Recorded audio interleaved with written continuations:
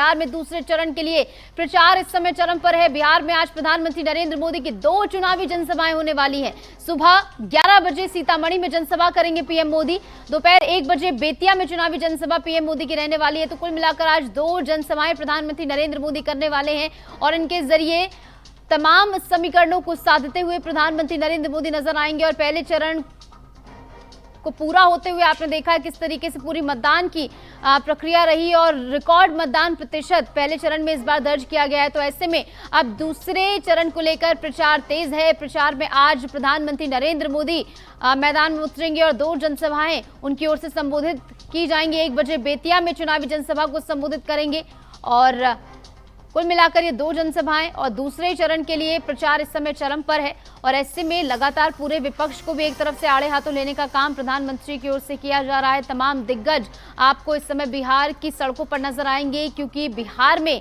चुनाव है और ऐसे में दूसरे चरण को लेकर अब जो है प्रचार तेजी पकड़ता हुआ नजर आ रहा है। अपने चरम पर ये पूरा प्रचार इस समय है क्योंकि कुछ ही दिन बाकी है और ऐसे में इसको लेकर जो है अब सभी दिग्गज अपनी पूरी ताकत झोंकते हुए नजर आ रहे हैं। खासकर प्रधानमंत्री नरेंद्र मोदी आज जिस तरीके से 2 जनसभाएं करने वाले हैं, इसके अलावा सीएम योगी आदित्यनाथ भी मौजूद रहेंगे। तो कुल मिलाकर सीएम योगी आदित्यनाथ से लेकर तमाम वो बड़े चेहरे बीजेपी शासित प्रदेशों के सीएम तक सभी इस समय बिहार में मौजूद हैं और बिहार में लगातार प्रचार किया जा रहा है। उनकी ओर से अपने प्रत्याशियों के पक्ष में माहौल बनाने के लिए लगातार जो है सभी बड़े चेहरे इस समय एक्टिव नजर आ रहे हैं और एनडीए खेमे में हलचल बेहद तेज है क्योंकि इस बार का चुनाव जो है वो और ज्यादा टेढ़ी खीर बीजेपी के लिए हो जाता है क्योंकि हर बार महागठबंधन से मुकाबला था, लेकिन इस बार प्रशांत किशोर की जनसुराज भी चुनावी मैदान में है।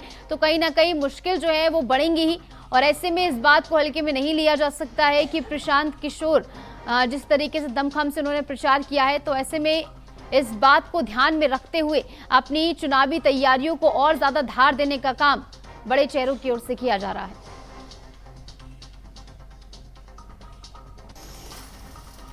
और इस बीच एक और बड़ी खबर आपको बता दें, भारतीय वायुसेना का आज 93वां स्थापना दिवस है।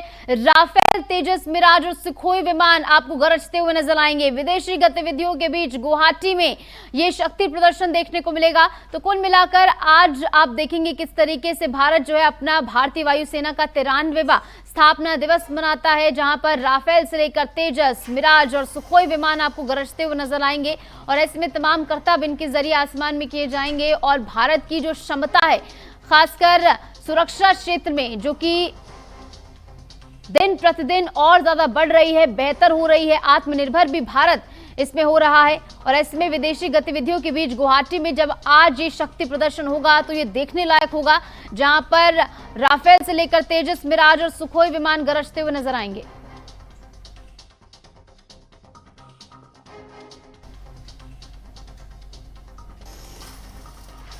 और ऐसे में एक और बड़ी खबर आपको बता दें, आज मध्य प्रदेश जाएंगे नेता प्रतिपक्ष राहुल गांधी। मध्य प्रदेश के 2 दिनों के दौरे पर राहुल गांधी रहने वाले हैं। जिलाध्यक्षों के प्रशिक्षण शिविर को संबोधित करेंगे।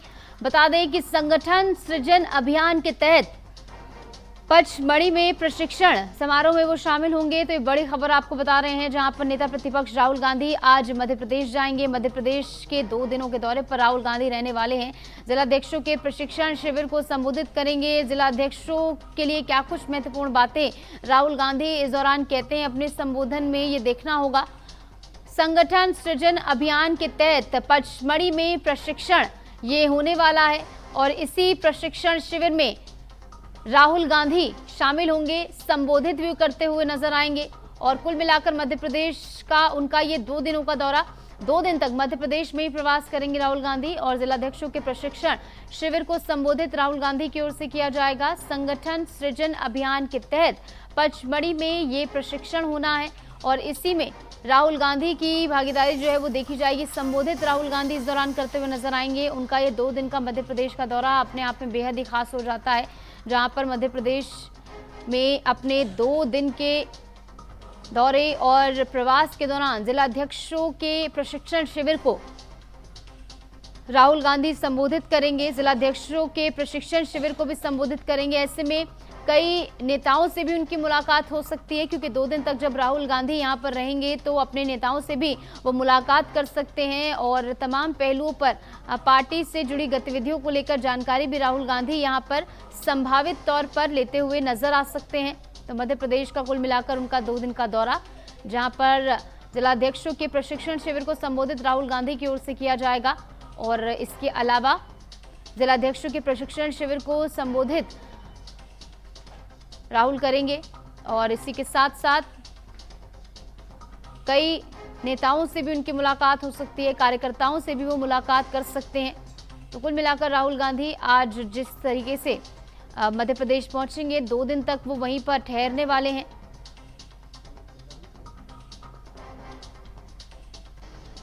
जिलाध्यक्षों के प्रशिक्षण शिविर को संबोधित राहुल गांधी की ओर से यहां पर किया जाएगा। जिलाध्यक्षों के प्रशिक्षण शिविर को संबोधित करेंगे राहुल।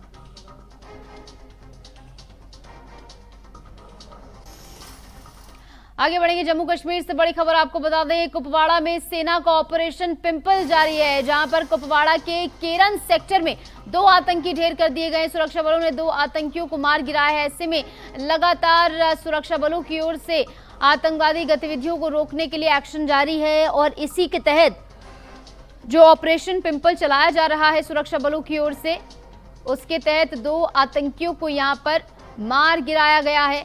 और ऐसे में कुपवाड़ा के केरन सेक्टर में ये 2 आतंकी ढेर किए गए हैं। कुपवाड़ा में सेना का ऑपरेशन पिंपल जारी है और इसी के तहत यहां पर कुपवाड़ा के केरन सेक्टर में 2 आतंकी ढेर कर दिए गए। बता दें कि सुरक्षा बलों ने 2 आतंकियों को ढेर किया और इसी के साथ साथ इस पूरे इलाके में हाई अलर्ट जारी कर दिया गया है।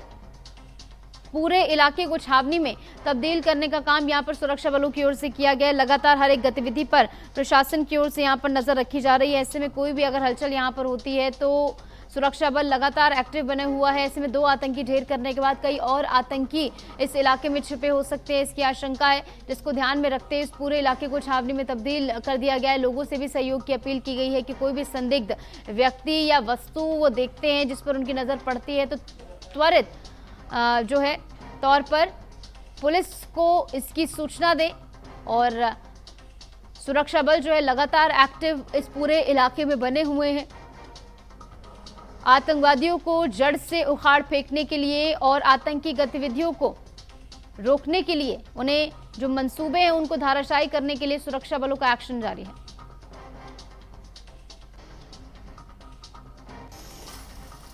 बढ़ेंगे आगे, दिल्ली के इब्राहिमपुर गांव के बैंकेट हॉल में भीषण आग लग गई। रात में हॉल में शादी समारोह हो रहा था। करीब 1000 गज में ये हॉल बना हुआ है। फायर ब्रिगेड की कई गाड़ियां मौके पर मौजूद हैं और इसी के साथ साथ आपको बता दें कि करीब 1000 गज में ये पूरा हॉल बना हुआ है। रात में हॉल में शादी समारोह था और दिल्ली के इब्राहिमपुर गांव के बैंकेट हॉल में ये भीषण आग लगी है। हालांकि इस आग के पीछे क्या कुछ कारण रहे हैं, इसके पीछे की असल वजह क्या है, इसका पता लगाया जा रहा है। रात में हॉल में शादी समारोह था, ये भी बताया गया है। करीब 1000 गज में ये हॉल बना हुआ था। फायर ब्रिगेड की कई गाड़ियां मौके पर मौजूद, जहां पर सूचना मिलते ही फायर ब्रिगेड मौके पर पहुंची और कड़ी मशक्कत के बाद आग पर काबू पाया गया। हालांकि नुकसान यहाँ पर काफ़ी ज़्यादा हुआ है, क्योंकि अगर आप तस्वीरों को देखेंगे तो आप पाएंगे कि सब कुछ यहाँ जलकर खाक हो गया। रात में यहाँ पर शादी समारोह था। लगभग 1000 गज में ये पूरा हॉल बना हुआ है जिसमें आग लगी और ऐसे में आग लगने के बाद इसकी जानकारी जो है पुलिस को दी गई और मौके पर जो है दमकल विभाग भी पहुंचता है जो आग पर काबू पाता है। कड़ी मशक्कत और घंटों तक यहाँ पर प्रयास किए जाते हैं, उसके बाद इस आग पर काबू पा लिया जाता है। दिल्ली के शाहबाद डेयरी में हुई चाकूबाजी, जहां पर चाकूबाजी की घटना में 2 युवक घायल हुए हैं। घटना का एक सीसीटीवी फुटेज भी सामने आया है। पुलिस मामले की जांच में जुट गई है। तो वैसे में ये चाकूबाजी की घटना सामने आई है, जहां पर दिल्ली के शाहबाद डेयरी का ये पूरा मामला बताया जा रहा है। चाकूबाजी की घटना में 2 युवक घायल हुए हैं। ऐसे में एक सीसीटीवी फुटेज भी सामने आया है और 2 युवक इसमें बताया जा रहा है कि घायल हुए हैं। पुलिस फिलहाल मामले की जांच में जुट गई है। देखिए 2 युवक इसमें नजर आ रहे हैं आपको मामले की जांच में फिलहाल पुलिस जो है जुटी हुई है और पता लगाया जा रहा है। ऐसे में जिस युवक पर हमला किया गया है वो गंभीर रूप से घायल हो गए। दिल्ली के शाहबाद डेयरी का ये पूरा मामला है, जहां पर चाकू से ताबड़तोड़ वार किए गए 2 युवक इसमें घायल हुए हैं और ऐसे में इसका एक सीसीटीवी फुटेज भी सामने आया है।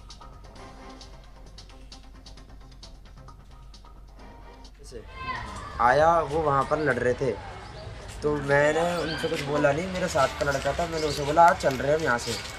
हम वहाँ से यहाँ आए घर के पास इतने, फिर मैं गया दुकान, मैंने बोला तू यहीं बैठ, मैं आ रहा हूँ दुकान से सामान लेके। कह रहा ठीक है तू जा, मैं आ रहा हूँ। फिर उतने में ही मैं वापस आया तो मेरे साथ वाले को रोक के वो वहाँ पर बैठा हुआ था, उसे वहाँ पर 4-5 रैपट मार दिया। फिर मैं वापस आया तो वहाँ पर मेरे को बोल रहे हैं यहाँ पर रुक के। मैंने पूछा क्यों मार रहा भाई मेरे दोस्त को? कह रहा है तू मारेंगे, तू क्या कर लेगा, तू है कौन? मैंने कहा क्यों मारेगा भाई? कह रहा मैं मारूंगा, तू कहीं का बदमाश है? मैंने कहा नहीं तू बदमाश है। कह रहा हाँ मैं बदमाश हूँ और मैं तो छूट के ही आया हूँ, दोबारा बंद हो जाऊँगा, मुझे कोई बंद होने में कोई दम नहीं लगा। बढ़ेंगे आगे। दिल्ली के रोहिणी इलाके के रिठाला मेट्रो स्टेशन के पास एक झुग्गी बस्ती में शुक्रवार देर रात भीषण आग लग गई। आग इतनी तेजी से फैली कि देखते ही देखते सैकड़ों झुग्गियां जलकर खाक हो गई। वहीं कई गैस सिलेंडर भी ब्लास्ट हो गए, जिससे आग और ज्यादा तेजी से फैल गई। पूरे इलाके में इसके चलते सनसनी फैल गई, जहां पर भीषण आग लगने की तस्वीरें भी सामने आई है। धुएं का गुबार उठता हुआ तस्वीरों में भी आपको नजर आ रहा है। देखिए किस तरीके से यहाँ पर भीषण आगे लगी और इलाके में अफरा तफरी का माहौल इसके चलते बन गया। लोग अपने घरों से सामान निकालकर सुरक्षित जगहों पर भागने लगे। वहीं सूचना मिलते दमकल विभाग की 29 गाड़ियां मौके पर पहुंची। कई घंटों की कड़ी मशक्कत के बाद इस आग पर काबू यहां पर पाया गया और ऐसे में किन कारणों के चलते आग लगी ये फिलहाल पता नहीं लग पाया है। पता जो चला है वो आपको बता दें कि आग लगने के बाद जो है ये आग एक के बाद एक अन्य झुग्गियों में फैली और जिन झुग्गियों के अंदर सिलेंडर रखे थे वो ब्लास्ट होना शुरू हो गए, जिसके चलते ये आग जो है वो और ज़्यादा भीषण और विकराल रूप धारण करती हुई यहाँ पर नजर आई। सैकड़ों झुग्गियाँ जो हैं जलकर यहाँ पर खाक हो गई और मौके पर दमकल विभाग को जब इसकी सूचना दी गई तो दमकल विभाग मौके पर पहुंचा और घंटों बाद जो है दमकल विभाग ने इस आग पर काबू पाया।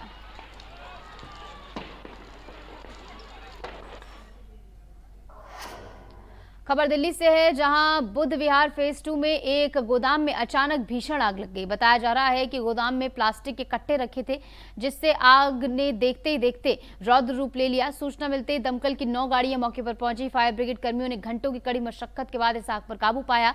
राहत की बात यह रही कि इस घटना में कोई जनहानि नहीं हुई है। आग लगने के कारणों का पता लगाया जा रहा है, जांच फिलहाल जारी है।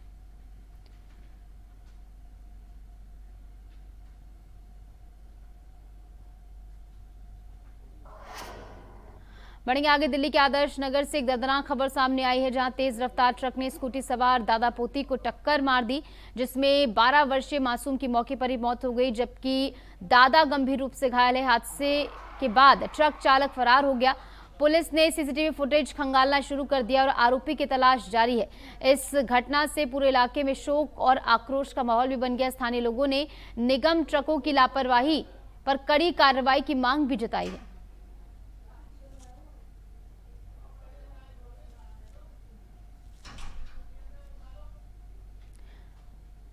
तेज रफ्तार ट्रक ने एक मासूम की जान यहां पर ले ली, जहां पर ट्रक चालक फिलहाल फरार है, उसकी तलाश की जा रही है और परिजनों में इस समय मातम पसरा हुआ है। आदर्श नगर में ये दर्दनाक सड़क हादसा।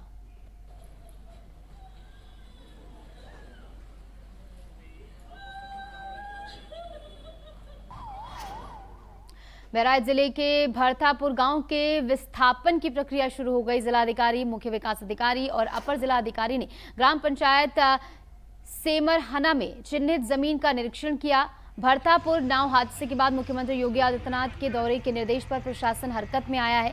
गांव वासियों को जंगल क्षेत्र से निकालकर नेशनल हाईवे NH 927 के पास नई कॉलोनी में बसाने की योजना का कार्य किया जा रहा है।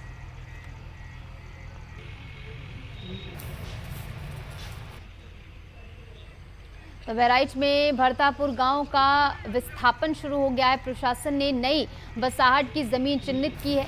ऐसे में डीएम, सीडीओ और इसी के साथ साथ एडीएम ने निरीक्षण यहां पर किया है जगह का। मुख्यमंत्री योगी के निर्देश के बाद प्रशासन यहां पर सक्रिय हुआ है और NH 927 के पास नई कॉलोनी बसाने की तैयारी की जा रही है और जगह का निरीक्षण यहां पर पुलिस की ओर से किया जा रहा है। नेशनल हाईवे 927 के पास नई कॉलोनी बसाई जाएगी और ऐसे में तमाम अधिकारी यहां पर पहुंचे, जमीन का निरीक्षण उनकी ओर से किया गया है और निरीक्षण के बाद ही ये पूरी कवायद जो है वो आगे बढ़ाई जाएगी। प्रशासन ने नई बसाहट के लिए जमीन चिन्हित कर ली है। डीएम, सीडीओ और एडीएम ने यहां पर जगह का निरीक्षण किया है। मुख्यमंत्री योगी के निर्देश के बाद प्रशासन यहां पर सक्रिय हुआ है और NH 927 के पास नई कॉलोनी बसाने की तैयारियां यहां पर की गई हैं।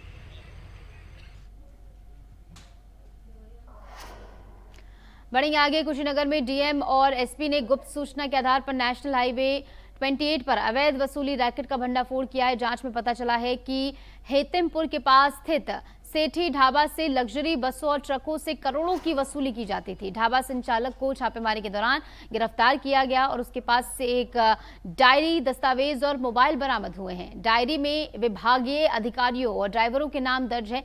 शक है कि जीएसटी और परिवहन विभाग के अधिकारी भी इसमें शामिल हो सकते हैं। मामला डीएम और एसपी की सीधी निगरानी में जांचाधीन है।